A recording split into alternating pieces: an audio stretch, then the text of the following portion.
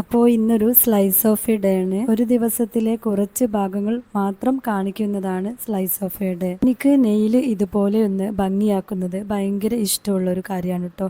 അത് മെഹന്തി ആണെങ്കിലും artificial nails വെക്കുന്നതാണെങ്കിലും nail polish ഇടുന്നതാണെങ്കിലും ഒക്കെ അടുത്ത ദിവസം ചെയ്യാനുള്ള കാര്യങ്ങൾ ഞാൻ ഇതുപോലെ ഒന്ന് റെക്കോർഡ് ചെയ്ത് വെക്കാറുണ്ട് കേട്ടോ. വേണമെങ്കിൽ നമുക്ക് ടു ഡു എന്നൊക്കെ വിളിക്കാം.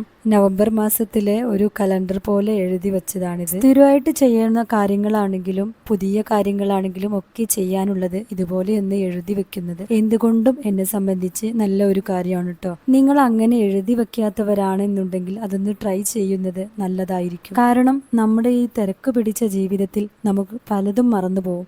പക്ഷേ ഇങ്ങനെ എഴുതി വെച്ചിട്ടുണ്ടെങ്കിൽ നമ്മൾ ഒന്നും വിടാതെ തന്നെ ചെയ്തിരിക്കും. മാത്രവുമല്ല, ചെയ്ത കാര്യങ്ങളൊക്കെ നമ്മൾ രാത്രി ഒന്ന് എടുത്തിട്ട് ടിക്ക് ചെയ്തിട്ടുണ്ടെങ്കിൽ അത് നമുക്ക് ഭയങ്കര ഒരു റിലാക്സേഷനുമായിരിക്കും. ഞാനിതുപോലെ ഇടയ്ക്ക് ഖുർആനിലെ ഏതെങ്കിലും ഒരു സൂറത്ത് എഴുതി വെക്കാറുണ്ട് കേട്ടോ. അതുപോലെ തന്നെ അതിന്റെ മീനിങ്ങും ചിലപ്പോൾ എഴുതി വെച്ച് പഠിക്കാറുമുണ്ട്. ളുഹ നിസ്കാരത്തിൽ ഒരു റക്അത്തിൽ നമുക്ക് ളുഹ സൂറത്ത് ഓതുന്നത് വളരെ നല്ല കാര്യമാണ്. അതുകൊണ്ട് തന്നെ അതിപ്പോൾ എൻ്റെ ഒരു ഡെയിലി റൂട്ടീനും കൂടെയാണ്. പിന്നെ എൻ്റെ പ്ലാനർ അല്ലെങ്കിൽ ടു ഡു എന്ന് ഭംഗി കൂട്ടാനായി ഇതുപോലെയുള്ള കളേഴ്സ് ഞാൻ യൂസ് ചെയ്യാറുണ്ട്. നമ്മുടെ ഇഷ്ടത്തിനനുസരിച്ച് നമ്മൾ ഇതൊക്കെ ഒന്ന് സെറ്റ് ചെയ്തെടുക്കുമ്പോൾ എല്ലാ കാര്യങ്ങളും ചെയ്യാനുള്ള എനർജിയും നമുക്കുണ്ടാവും. അതുപോലെ ദിവസവും നമ്മൾ ഖുർആൻ പാരായണം ചെയ്യുന്നതും നല്ലതാണ്. വീഡിയോ ഇഷ്ടമായാൽ സബ്സ്ക്രൈബ് ചെയ്യാനും ലൈക്ക് ചെയ്യാനും മറക്കരുത്.